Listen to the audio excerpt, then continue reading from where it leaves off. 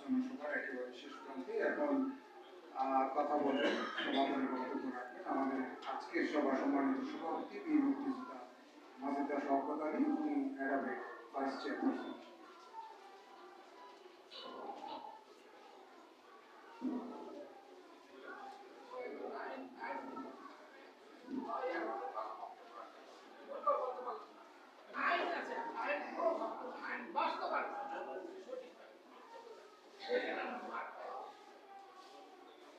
আজকে সবার সম্মানিত প্রধান অতিথি, আলোচকবৃন্দ, এখানে যিনি প্রধান অতিথির আসন অলঙ্কৃত করেছেন, আমি পুরা নাম না বলে পিতৃ বলেই ডাকি, যেহেতু পিতৃ বলেই সম্বোধন করছি। এদের সাথে আমার সম্পর্ক হলো রাজপথে, আমার সাথে না। এই মানুষটি বাংলাদেশের স্বপ্ন দেখতে গিয়ে বঙ্গবন্ধুর সাথে জেলে ছিলেন, বঙ্গবন্ধুর সাথে তিনি অনেকদিন জেল খেটেছেন, মনের শওকত আলীর সাথে একটা সম্পর্ক ছিল। সেই সুবাদে আমি এদের সাথে সম্পৃক্ত এবং আমি মনে করতাম যারা বঙ্গবন্ধুর কথা বলে, বঙ্গবন্ধুর কথা আদর্শে বিশ্বাস করে, তারা আমার একজন ভাই, আমার একজন বোন, আমার একজন সন্তান। অন্যান্য আলোচক বৃন্দ আছে এখানে, যে ওকে আমি ছোট নামে ডাকি, ওর নাম লাকি। ও একটা কথা বলেছে 80-র দশকের কথা, যে যখন জয় বাংলার জ বলতে যারা ভয় পেতেন, বঙ্গবন্ধুর কথাটা যারা বলতে পারত না, তখন কলেজ শওকত আলী তার সত্য শিশুকে নিয়ে এবং আজকের এই লাঠিকে নিয়ে, এদেরকে নিয়ে জয় বাংলার গান শোনাতে যেতেন। তো সকলের প্রতি আমি শ্রদ্ধা রাখছি। আপনারা যারা শুনছেন, আমি প্রথমেই জাতির জনক বঙ্গবন্ধুর প্রতি শ্রদ্ধা রাখছি। 15 অগাস্টে যাদেরকে হত্যা করা হয়েছিল তাদের প্রতি, এবং আমরা যারা আমাদেরকে পথ দেখাইছেন, আমাদের শ্রদ্ধা আইডিয়া, তার প্রতি আমার শ্রদ্ধা। আমি আপনাদের প্রতি শ্রদ্ধা রেখে, যেহেতু সভাপতির ভাষণটা শুধু শেষ করে দেওয়ার কথা, আমি দু একটি স্মৃতিচারণ করে শেষ করব। যেহেতু রত্নাপার একটা কথা এসছে, উনি মুক্তিযোদ্ধা, আমাকে বলা হয়েছে আমি মুক্তিযোদ্ধা। আমি 71-এর মুক্তিযোদ্ধা নই। হ্যাঁ, আমি 71-এর মুক্তিযোদ্ধা, কিন্তু আমার জীবনের যুদ্ধ শুরু হয়েছিল 66 সালে, যেদিন আমার বয়সটি ছিল 18 বছর। আমি একটা শিশু সন্তানের মা। আমার বিয়ে হয়েছিল ম্যাট্রিক পাস না করে।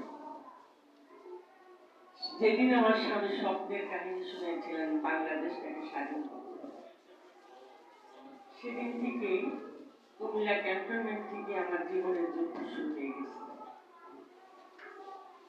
তো যুদ্ধ দেখেছি, দেশ স্বাধীন দেখেছি, বঙ্গবন্ধু হত্যা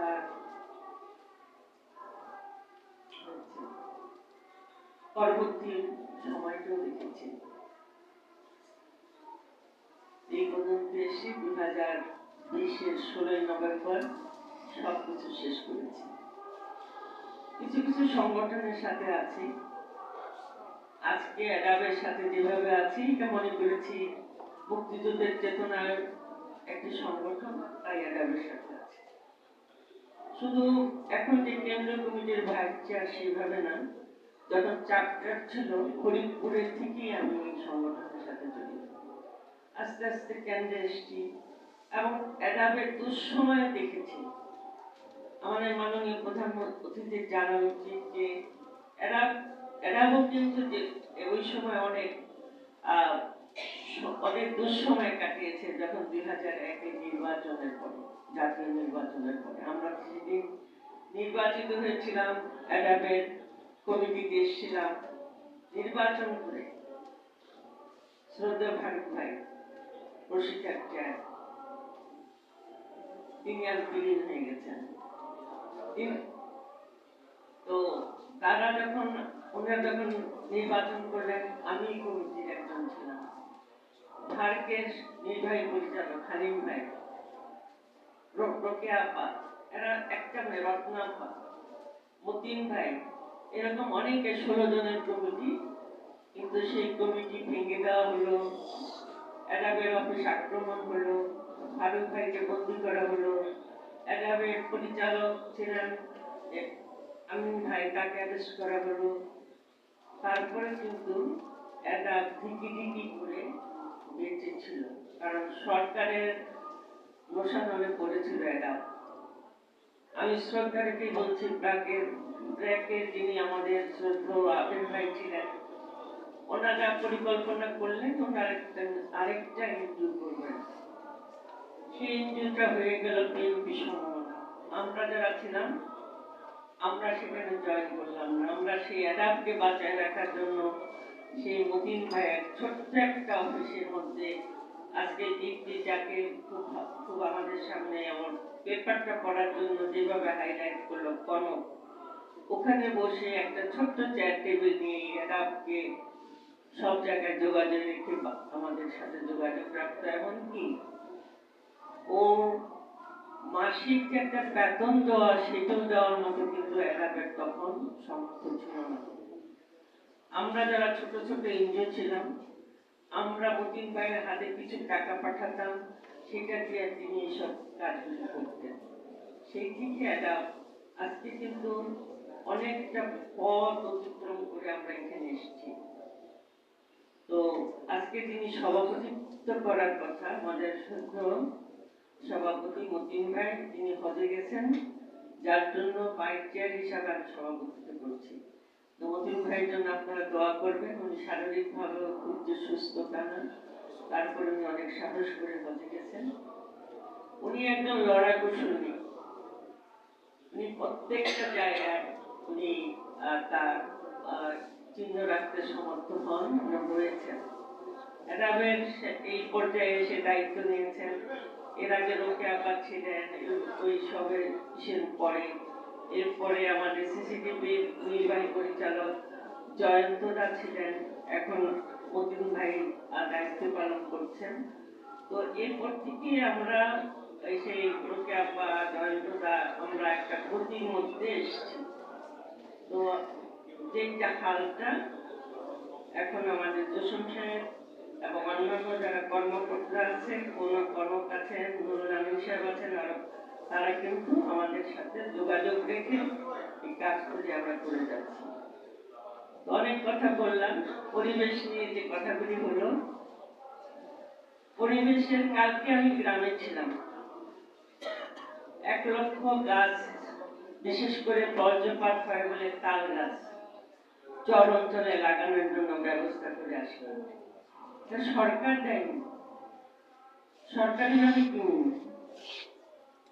এটা একেবারে এনজিও সেক্টর থেকে আমরা পরিবেশ দিবসে বিভিন্ন গাছ কিনে আমাদের সদস্যদের মধ্যে কাছে থেকে দাঁড়ায় গাছগুলি আমরা বিতরণ করি আর লাগানোর চেষ্টা করি।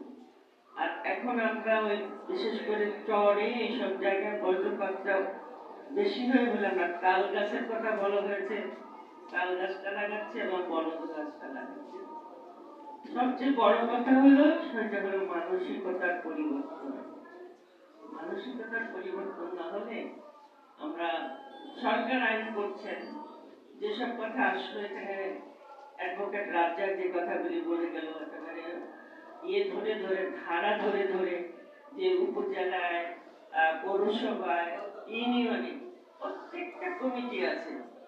আমার কিছু জানার সুযোগ হতো, কারণ আমার স্বামী কর্নেল সহকারী ওই এলাকা থেকে 6 বারের এমপি ছিলেন, যার ফলে আমি শুনতাম, জানতাম, ওদের সাথে বসতেন, কথা বলতেন। কিন্তু মাননীয় সংসদ সদস্য যারা আছেন, তাদের পক্ষে তো এটা তো একটা গতানুগতিক এবং এটা একেবারে নিয়মিত একটা কাজ। মান্থলি আমাকে এই মিটিংটা করতে হবে এবং পরিবেশের প্রত্যেকটা কমিটি আছে, কিন্তু সেখানে কিন্তু কাজগুলি হয় না, তদারকির খুব অভাব। আমাদের সরকার মাননীয় প্রধানমন্ত্রী অনেক চিন্তা করেন, অনেক ভাবেন, অনেক কিছু চিন্তা করেন, দেশ নিয়ে ভাবেন, মানুষ নিয়ে ভাবেন। আর ওনার তো হারানোর কিছু নেই। উনি যা কিছু পাবার স্বপ্নটাকে বাস্তবায়ন করে দিতে পারেন, এটাই তার স্বপ্ন। কিন্তু বাস্তবায়নে যা হয়, আমরা যখন গ্রামে গঞ্জে থাকি, আমি তো ধরে নেন একটা এনজিও কর্মী, প্লাস আমি সরকারের একজন দূর থেকে দেখা একজন মানুষ। সেখানে একটা কষ্ট হয়। সরকারের একটা ফান্ড আছে, সরকারের এত চিন্তা আছে, কিন্তু বাস্তবায়নে যেন কোথায় একটু ঘাটতি আছে। এখানে আমার প্রধান অতিথি আছেন, তিনি আইন প্রণয়ন করেন, সংসদে কথা বলার সুযোগ আছে যদি ফ্লোর পান, হাত উঠান, কিন্তু হয়তো পান না। তো সেই জায়গায় যদি কখনো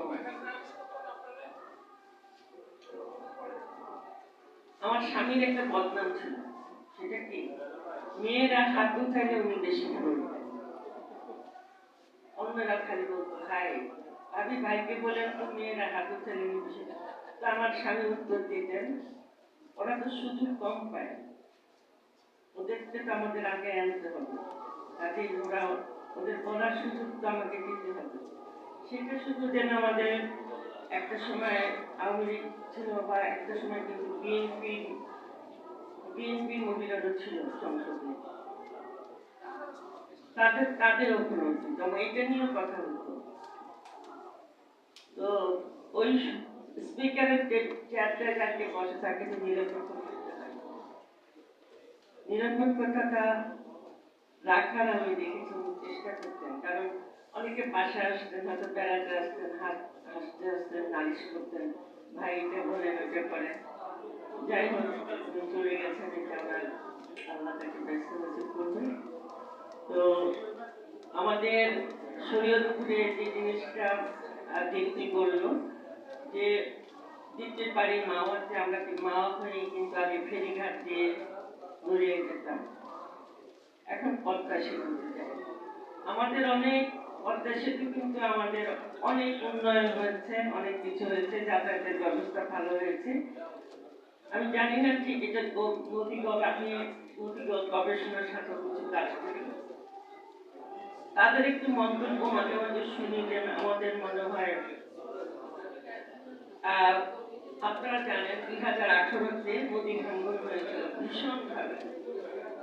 সেই ভাঙ্গনে আমার যুদ্ধের সময় আমার বাবার বাড়ি, আমার এলাকার সব আশেপাশের বাড়ি ঘর সব পড়াই হয়েছিল, অন্তত জমিটুকু ছিল। 2018-তে নদী ভাঙ্গনে সব নদীর মধ্যে আমাদের জীবন দশা আমরা দেখে যাবো কিনা জানি না, যখন চর কখনো পড়েছে। তো নদীর স্রোতটা ছিল একদম, গতিপথটা চেঞ্জ হয়ে গেল, কখনো ওই এলাকা ভাঙ্গার কথা না, গতিপথ চেঞ্জ হয়ে গেল। তো সেখানে এখন বেড়িবাঁধ হয়েছে, কিন্তু পরিবেশ দূষণ হচ্ছে। বেড়িবাঁধের পাশে গাছ লাগানো হয়নি, সেখানে দোকান পাট অনেক সুন্দর সুন্দর পর্যটন কেন্দ্র করে ওঠার মতো করে উঠেছে, যেখানে নাকি আরো পরিবেশটা আরেকটু ক্ষতিগ্রস্ত হচ্ছে। কারণ ওই বেড়িবাঁধ আপনার বাড়ি ফেলার পরে ওই বাটিটা শক্ত না হতেই আমাদের যে ইয়ে দেওয়া হয় ইটের দেওয়া হয়েছে। তো আপনারা দেখছেন সিরাজগঞ্জ ভেঙে যাচ্ছে, শিবচর ভেঙে যাচ্ছে, বেড়িবাঁধের ইয়েগুলো ভেঙে পানি চলে যাচ্ছে। টেকসই না হতেই যেখানে বেড়িবাঁধগুলি তৈরি করা হয় সেগুলো ভেঙে যাচ্ছে। আমার মনে হয় সেসব জায়গায় যদি পাট ধরে গাছ লাগিয়ে দেওয়া যেত, তাহলে হয়তো মানুষ একটু ছায়া নিতে বসতে পারত, বা বেড়িবাঁধটা ও শক্ত হতো। যাই হোক, এখন যারা নিয়ন্ত্রণ করেন বা জানেন তারা সেগুলো নিশ্চয়ই কাজ করবেন। তবে আমরা সরকারের পরিপূরক হয়ে কাজ করতে চাই, আমরা প্রতিদ্বন্দ্বী এনজিও সেক্টরে আমরা নই। পরিবেশের হোক, অন্যান্য ক্ষেত্রে হোক, সব জায়গায় কিন্তু এনজিওদের যে কার্যক্রম, আমরা মাননীয় প্রধানমন্ত্রী, আমি একটা ব্যক্তিগত কথা বলে শেষ করব, 72-তে যখন দেশ স্বাধীন হওয়ার পরে আমরা যখন দেশে আসলাম 28শে ডিসেম্বর, তারপরে আমরা ক্যান্টনমেন্টে ছিলাম। তখন আমি দেখতাম আমার স্বামী বিভিন্ন ক্যান্টনমেন্টে ঢুকতেন, আর ওই যারা জুনিয়র অফিসার আদার র্যাঙ্কস তাদেরকে বলতেন তোমরা যেখানে থাকো সেখানে গাছ লাগাও। কেউ কেউ প্রশ্ন করতো, স্যার আমরা তো এখানে বেশি দিন থাকবো না, আমাদের তো পোস্টিং হয়ে যাবে অন্য জায়গায়। তো ওনার কথা থাকতো, যে আসবে সে খাবে, তুমি আবার উনি নিশ্চয় লাগে আসবে সে খাবে। আর বঙ্গবন্ধু বলতেন তখন থেকে যে আমার কৃষক বাঁচলে আমার দেশ বাঁচবে। সেই কৃষক তো বাঁচছে না, এটাই ভাইকে মুন্সিগঞ্জে বললেন যে আমার সেচ দিতে পারি না, আমার ধান সব শুকিয়ে যাচ্ছে।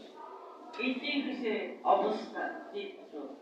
এগুলি আমরা একটু আমরা এই ঘরের ভিতরে আমরা ভয়েস রেজ করতে পারি, কিন্তু সেটা যদি যারা দায়িত্বে থাকেন তারা যদি নজরে দেন, তাহলে আমরা হয়তো একটা স্বপ্নের বাংলাদেশ গড়ে তুলতে পারবো।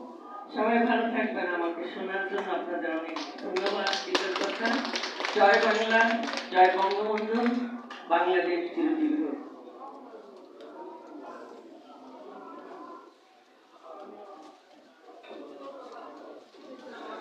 সভাপতির বক্তব্যের মাধ্যমে আমাদের আজকের আলোচনা সভার এখানে সমাপ্তি করব।